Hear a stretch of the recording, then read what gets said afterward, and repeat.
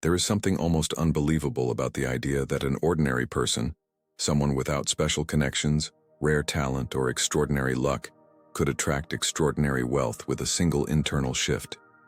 And yet, the moment I first heard this teaching in Jewish wisdom, it felt like a silent thunderclap inside me. Not loud, not dramatic, but deep. Like a truth I had always sensed, but never had the courage to name. The sages teach that wealth isn't random and it isn't reserved for the gifted. It responds to inner alignment, not outer advantage. And once I understood that, everything about my relationship with money began to change. The reason most people never access their full potential isn't because they're incapable. It's because they unconsciously shrink themselves through the beliefs and phrases they repeat every day. The tragedy is that they don't even notice. They speak limitation as casually as breathing, never realizing that every sentence shapes their inner vessel, either expanding it or collapsing it. And when the vessel collapses, wealth has nowhere to land. Before we go any deeper, I want to invite you to do something simple but powerful. Scroll down and comment one sentence you often say about money or success. Just one. It might be something you whisper to yourself when you're stressed, something you heard growing up, something you repeat without thinking. Write it down because naming a belief makes it visible, and what becomes visible can finally be changed. When you speak your belief out loud, publicly, even if anonymously, you interrupt the unconscious pattern that has been directing your financial life in the dark. Jewish wisdom teaches that money is less about possession and more about permission, the permission you give yourself to receive. And this permission doesn't begin with action. It begins with perspective. The sages say that wealth responds to openness the way a flame responds to oxygen. The moment you create space, expansion becomes inevitable. But if you speak in ways that shrink your inner space, even without noticing, you block the flow long before it reaches you. My great-grandfather used to teach this through stories, telling me how men who worked tirelessly for decades remained stuck, while quieter, humbler people suddenly blossomed financially for reasons no one could explain. It was never luck, he told me. It was alignment. Their inner vessel expanded and what once passed them by suddenly had a place to settle. At the time, I dismissed it as poetic metaphor. Now I see it as spiritual physics. And here is where the shift begins. Wealth is not attracted to superiority. It is attracted to alignment. It moves toward the person whose vessel has space, whose beliefs do not contradict their desires, whose words do not cancel their own future. But if wealth follows alignment, not luck, then the real question becomes, what exactly is this flow that Jewish wisdom speaks of? And why do so many people unconsciously step out of it without realizing what they've lost? The moment you begin to question whether wealth is truly reserved for the lucky, something inside you subtly shifts. Almost like a window opening in a room you didn't realize had grown stale. Jewish wisdom teaches that money is not just currency. It is flow. It is movement, rhythm, circulation, and energy that enters and exits your life depending on the shape of your inner vessel. And once you begin to see money as movement rather than possession, the entire conversation around prosperity transforms. Wealth stops being about chasing, hoarding, or forcing. It becomes about aligning yourself with a flow that already exists. In this ancient perspective, prosperity is not random abundance landing on fortunate people. It is the natural result of internal openness. The sages describe money as something that gravitates toward clarity. When a person is open, emotionally, mentally, spiritually, wealth moves toward them because there is space for it to rest. But when a person is constricted by fear, shame, doubt, or confusion, the flow is interrupted. Opportunities slide past. Ideas stall. Connections evaporate. Not because life is withholding, but because the vessel cannot receive. Modern culture teaches the opposite, that wealth comes through hustle, pressure, grinding, and constant striving. In that worldview, money is a mountain to climb. In Jewish wisdom, money is a river to enter. If you align with the current, it carries you. If you fight against it, you tire yourself without moving. This is why two people with the same skills, same experiences, and same environment can live completely different financial realities. One moves with the flow, the other stands outside it. One acts from clarity, the other from fear. One expands their vessel, the other unknowingly shrinks it. I remember hearing my great-grandfather explain that money, like water, avoids closed spaces. It seeks openness, he said. It seeks movement. It seeks a vessel with room to grow. For years, I didn't understand what he meant. I thought he was speaking in metaphors. But once I began noticing my own emotional patterns, times when I felt expansive versus times when I felt small, I realized he was describing something real, something observable. Whenever I felt open, curious, or hopeful, opportunities appeared effortlessly. Whenever I felt anxious or restricted, everything slowed down. And yet, even when people understand that money is flow, they often fail to stay within it. They unknowingly disrupt it through a single unconscious pattern, a pattern so common that most people never think to question it. It does not come from laziness or fear alone. It comes from something deeper, a hidden identity that whispers that they are ordinary and therefore unqualified for extraordinary wealth. This quiet identity block is the next piece of the puzzle, and until it is exposed, even the clearest flow cannot reach its destination. There is a silent belief woven into the minds of countless ordinary people, a belief so subtle, so soft, that it rarely appears in words, yet it controls entire financial destinies. It is the quiet conviction that they are simply not the type to experience extraordinary wealth, not gifted enough, not lucky enough, not chosen, not special, and because they don't see themselves as eligible, they never step into the flow that is already trying to reach them. This belief doesn't arrive dramatically. It forms in small moments, comments overheard in childhood, failures interpreted as fate, comparisons made in silence. Over time, it becomes an identity. People like me don't get rich. Identity is powerful because it doesn't just shape your thoughts. It shapes your posture, your decisions, your expectations, the opportunities you allow yourself to see.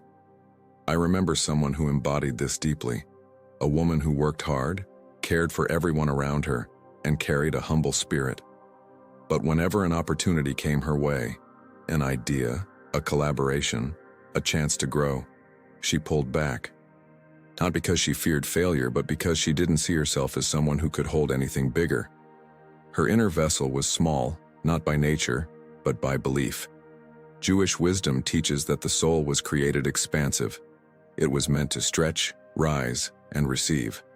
But the mind often shrinks what the soul can hold. When you believe you are limited, you reduce the vessel that abundance flows into. You become like someone trying to catch rain with a thimble, open, but unable to hold very much. This identity block creates a contradiction inside you.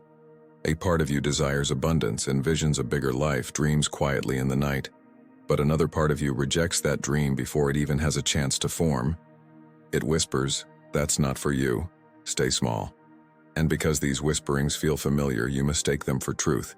The consequences are subtle, but devastating.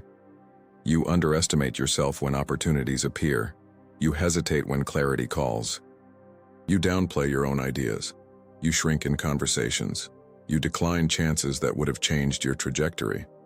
Wealth doesn't avoid you. You avoid it, because you never saw yourself as someone it would naturally choose. And here lies the painful irony. While you see yourself as ordinary, the spiritual law sees you as capable. While you classify yourself, life waits patiently for you to expand. While you shrink your vessel, abundance hovers above you with nowhere to land. But the moment this identity is questioned, even slightly, the vessel begins to widen. Something softens. Something opens. Yet seeing the block is only the beginning. To truly expand the vessel, you must understand the principle behind it. In Jewish wisdom, the amount you can hold is the amount you believe you can hold. This ancient principle becomes the next doorway, the key to transforming your inner container into something capable of receiving far more than you ever believed possible. In Jewish wisdom, there is a principle so simple and profound that once you understand it, your entire relationship with abundance shifts forever. It is the principle of the kli, the vessel. The sages teach that blessing does not enter your life according to what you want, but according to what you can hold. This means the size of your inner vessel determines the size of the blessing you can receive. Not talent, not background, not luck. Your capacity, your openness, your ability to believe you are someone who can carry more. When my great-grandfather taught me about the vessel, he used a metaphor I never forgot. He would take me outside during the rain and hold out different containers: a thimble, a cup, a bowl, a bucket. The sky gives the same rain to everyone, he said. But what they receive depends on the vessel they bring. At the time, it felt poetic.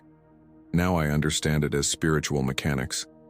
Most people walk through life holding a thimble, not because they lack potential, but because their beliefs keep shrinking the inner space meant to receive abundance.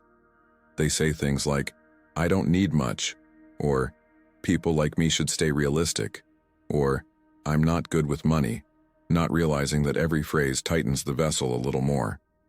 You can see the size of someone's vessel in the smallest behaviors. Someone compliments them, and they deflect it. Someone offers help, and they refuse. They get a new idea, and instantly shrink it down to something safer, smaller, more practical. These tiny reflexes reveal an inner truth. The vessel is restricted. Jewish wisdom teaches that God can pour as much blessing as you're willing to receive, but He will never overflow a vessel you keep intentionally small. Expansion is a partnership. The divine provides the rain, but you must provide the bucket. Think about your own life for a moment. Where do you minimize yourself? Where do you dismiss the possibility of more? Where do you feel secretly afraid of receiving what you claim to want? Each one of these moments reveals the edges of your vessel. And here's the part most people miss. A small vessel doesn't just limit how much you receive, it also dictates the quality of your decisions. When your vessel is small, you choose from fear instead of vision. You say yes to people who drain you. You accept situations that diminish you. You avoid opportunities that could elevate you. You walk through life with a posture of contraction instead of expansion. But once you understand the vessel principle, something begins to shift. You realize that increasing wealth isn't about pushing harder. It's about widening your capacity, making room, becoming someone who can hold more without breaking, hiding, or shrinking. And yet, even a large vessel cannot receive if the movement inside you is driven by fear. Because fear, more than anything else, interferes with the flow of abundance and becomes the next hidden block you must face. Once you understand that your vessel determines how much abundance you can hold, the next realization becomes almost unavoidable. Even a large vessel cannot receive if every action you take is driven by fear. Fear is the great constrictor. It tightens the chest, narrows the mind, and pulls you out of alignment with the spiritual flow that wealth requires. And yet, most ordinary people operate from fear without ever naming it. They call it being responsible, or being realistic, or playing it safe. But inside those labels, fear quietly shapes every decision. Jewish wisdom teaches that wealth responds to alignment, not anxiety. When you move from fear, your actions lose clarity. They lose power. They lose magnetism. Instead of drawing opportunities toward you, fear-based action pushes them away because the energy behind the action says, "I don't trust. I don't believe. I don't expect." And the spiritual law mirrors whatever posture you hold. I once knew a man who worked tirelessly, always moving, always rushing, always pushing. But every step he took was born from fear. Fear of falling behind. Fear of losing everything. Fear of not being enough. He believed his constant motion meant progress, but spiritually, he was rowing in circles. His fear restricted his vessel and created a fog around his decisions. He took on projects that drained him, said yes to opportunities that didn't align, and stayed in environments that suffocated him, all because fear made him confuse movement with direction. The sages compare fear-based action to rowing a boat frantically while facing the wrong way. Your arms burn, your breath strains, the water churns, but you go nowhere meaningful. Meanwhile, aligned action, even if small, moves you further with far less effort. Fear is force. Alignment is flow. Psychologically, fear activates survival mode, narrowing your attention until you see only danger and scarcity. Every possibility becomes a threat. Every idea looks risky. Every step feels like a gamble. Under fear, even opportunities feel heavy. You sabotage yourself not because you are incapable, but because you cannot see clearly. Spiritually, fear sends a message opposite to abundance. Fear says, I expect loss. Fear says, life is against me. Fear says, I am unprepared. And because the spiritual law responds to expectation, fear becomes a self-fulfilling prophecy. But the most tragic consequence of fear-based action is how subtly it becomes normal. You begin to accept tension as your natural state. You mistake anxiety for diligence. You build a life based on avoiding loss rather than pursuing growth. And here is where Jewish wisdom delivers its sharpest insight. Fear doesn't just restrict your vessel, it shrinks your future. It disconnects you from the flow. Yet even fear is not the most destructive block. There is something quieter, something far more common, something that erodes prosperity at its root. It doesn't live in your actions or in your vessel. It lives in your words. The smallest sentences you repeat every day can quietly collapse everything you're trying to build. Among all the forces that shape your financial reality, your beliefs, your vessel, your emotions, there is one that operates with unmatched power: your words. Jewish wisdom teaches that speech is not descriptive, it is generative. Words are not reflections of reality, they are instructions to reality. They build spiritual structure the way bricks build physical homes. And this is why the most damaging block to extraordinary wealth is the habit of speaking poverty into your own future. People do this without thinking. They say, money never stays with me, or I'm not good with finances, or I always struggle, or I can't afford that, or nothing ever works out for me. They speak limitation as if they are simply being honest, never realizing that each phrase is a command their subconscious obeys. Their mind doesn't hear a description, it hears a directive. In Jewish thought, this is tied to the principle of Dibur Yotzer, speech creates. Just as the world was spoken into existence, your personal world is shaped by the sentences you repeat. Words are the blueprint. Repeated words are the foundation. Internalized words become the walls of your life. I once met a man who joked constantly about being broke. He said it lightly, casually, almost proudly, as if the humor softened the truth. But over the years, I watched his life mirror that joke with astonishing precision.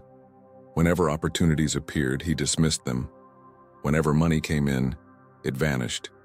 Whenever he stood on the edge of progress, something slipped. Not because he was cursed, but because he had built an inner world that made wealth impossible to hold. Behavioral research confirms what Jewish wisdom has taught for centuries. Negative self-talk reduces financial decisiveness, confidence, and risk tolerance. Your brain begins filtering out opportunities that contradict the narrative you've spoken. You literally cannot see what your words say you're not allowed to have. The tragedy is that most people think speaking small protects them from disappointment. But spiritually, speaking small restricts the vessel. It collapses possibility. It blocks the flow. Your words can shrink your financial capacity faster than fear, and expand it faster than any strategy. And here is the turning point, the hinge upon which everything changes. If negative speech can shrink your vessel, then conscious speech can expand it. If your words can harm your financial future, they can also heal it. Because within Jewish wisdom lies a core insight. Prosperity responds instantly when speech, identity, and expectation fall into alignment.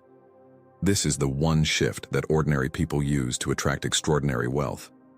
Not luck, not chance, not privilege, alignment created through a formula rooted in conscious, intentional speech. And that formula is the next revelation waiting to unfold. Once you understand that your words sculpt your financial reality, you become ready, truly ready, for the shift that makes extraordinary wealth accessible to ordinary people. Jewish wisdom distills this shift into a simple formula, a three-part alignment that expands your vessel, reshapes your identity, and directs your future toward abundance. It isn't complicated. It isn't mystical. It is clear, practical, and profoundly spiritual. And once applied, it becomes almost impossible for your life to remain the same. The formula rests on 3 pillars: gratitude, identity, and expectant direction.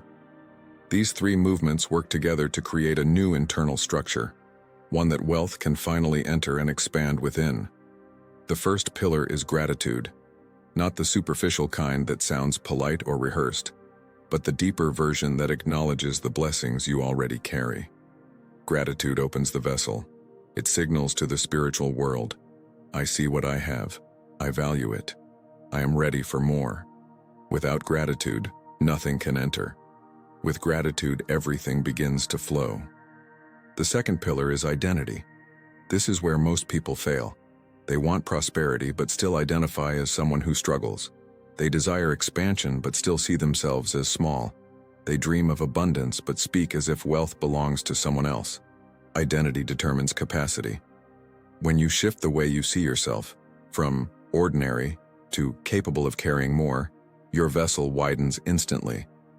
Jewish wisdom teaches that you never rise above the identity you cling to. To attract extraordinary wealth, you must become the kind of person who can hold it. The third pillar is expectant direction. Expectation is not fantasy. It is spiritual orientation. It is the quiet conviction that your life is expanding, not shrinking. Expectation directs the flow.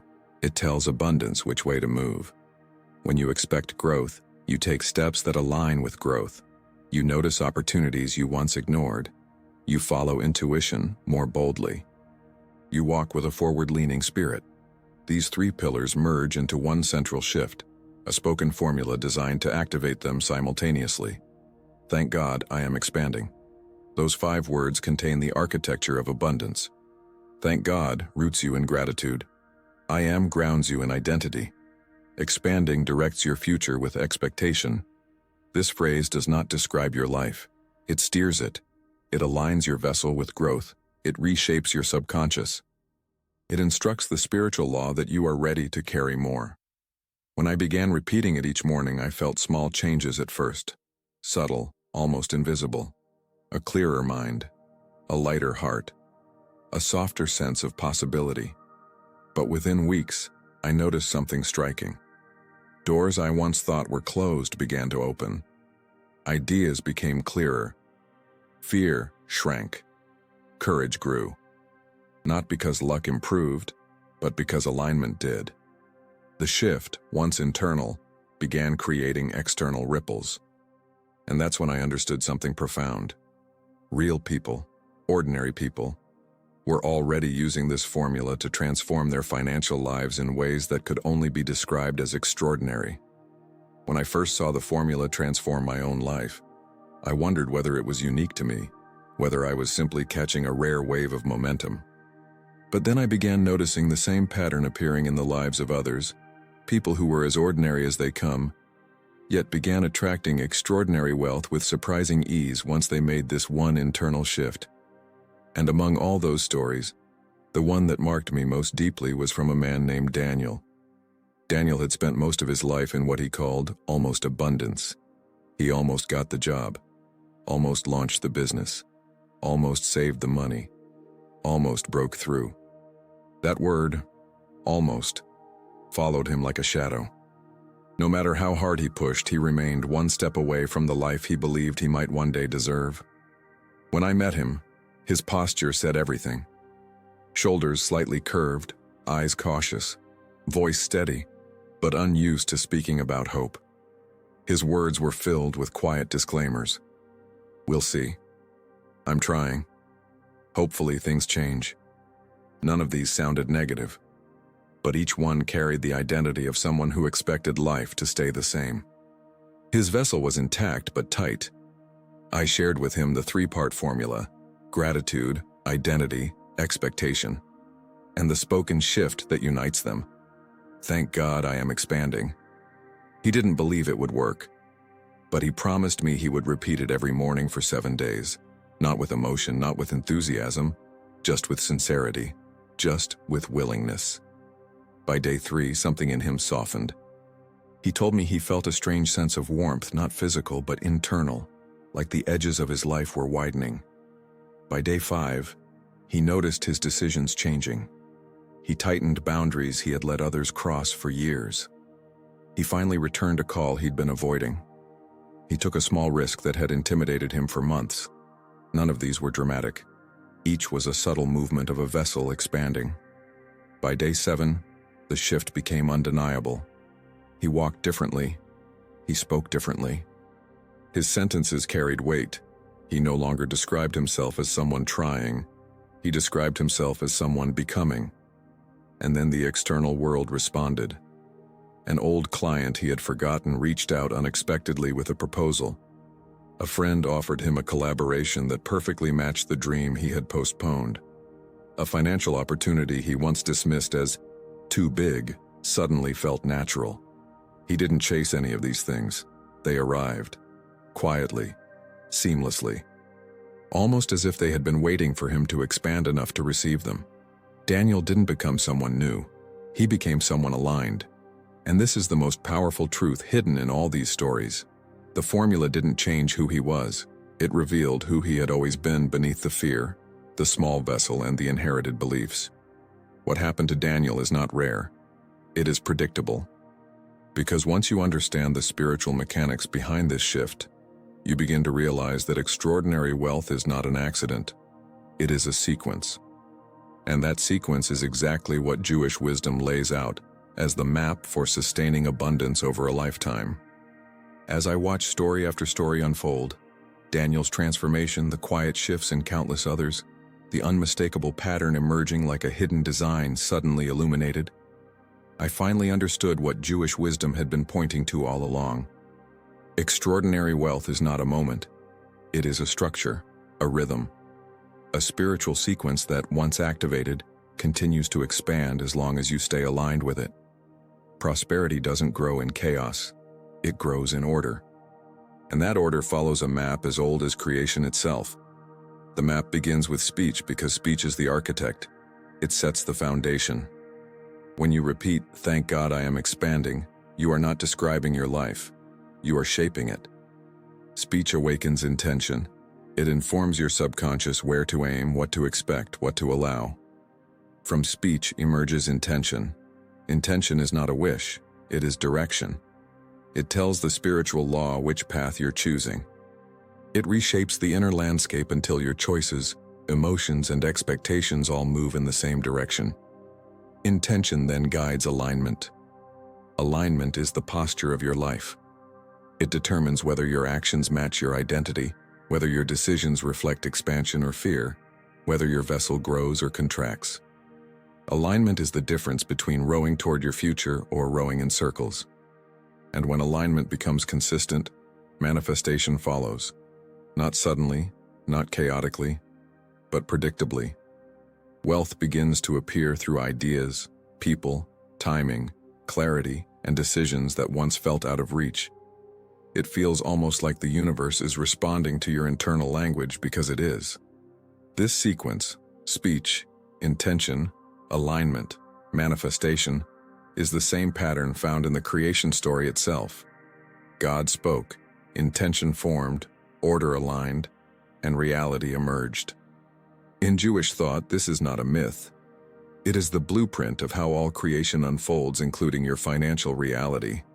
But activation is not enough. The secret to long-term prosperity is sustaining this alignment. And here, the sages offer a simple but powerful practice, a 7-day reset. For 7 days, you monitor your speech relentlessly. You replace every phrase of limitation, "I can't," "I never," "I'm struggling," "I'm trying," with words that match the spiritual law. You repeat the core formula each morning and each night. "Thank God I am expanding." During those same 7 days, you take one aligned action daily. Just one. Something small but meaningful. A message, a step, a decision, a bold moment of clarity.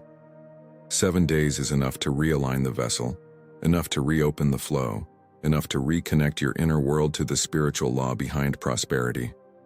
And once you feel the law activate inside you, once you see how responsive, how consistent, how predictable it truly is, a final realization begins to rise. There is something even deeper than this law. Something older, more powerful, and capable of multiplying whatever abundance you now hold. A principle waiting just beyond the edge of this map. As everything we've explored comes together, the vessel widening, the speech aligning, the identity expanding, the spiritual law activating, one truth becomes impossible to ignore. Extraordinary wealth was never meant for the chosen few. It was meant for anyone willing to align their inner world with the laws that govern abundance. You are not waiting for luck. You are not waiting for timing. You are not waiting for permission. The shift has already begun inside you. And once that shift takes root, your life can no longer remain small. Jewish wisdom teaches that prosperity is not random. It is relational. It moves toward the person whose words, expectations, and actions are in harmony. It gravitates toward the soul that stands open instead of shrinking, toward the heart that declares expansion instead of fear, toward the mind that chooses possibility over doubt. You were not created to live in financial survival. You were created to expand. And the phrase that anchors it all, the formula that restores alignment, enlarges the vessel, and directs abundance toward you, is simple. Thank God I am expanding. These words shape the blueprint of your financial reality. They elevate your identity. They synchronize you with the spiritual flow.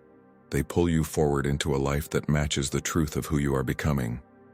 Before we part, I want to offer you a blessing drawn from ancient tradition. A blessing for expansion, clarity, and divine flow. May your hands be strengthened to build what your heart has long desired. May your mind be clear enough to recognize opportunity, and your spirit bold enough to claim it. May abundance find you with ease, enter your life with peace, and remain with you in stability. May your vessel expand with each passing day, and may nothing that belongs to you be delayed or denied. And may you walk in a life where expansion is not an exception but your natural way of being. But remember, wisdom is not meant to end with you. The spiritual law grows stronger when it is shared. Someone in your life, maybe someone quiet, someone overlooked, someone who secretly feels small, is carrying a vessel that has been shrinking for years. Share this message with 3 people who need to hear that extraordinary wealth is not beyond them. It is within them, waiting to be awakened. And as this chapter closes, know this.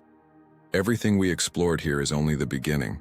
There is a deeper principle hidden beneath the surface of this spiritual law, a principle that doesn't just attract wealth, but multiplies it effortlessly once it arrives. A principle we will uncover in the next chapter of this journey.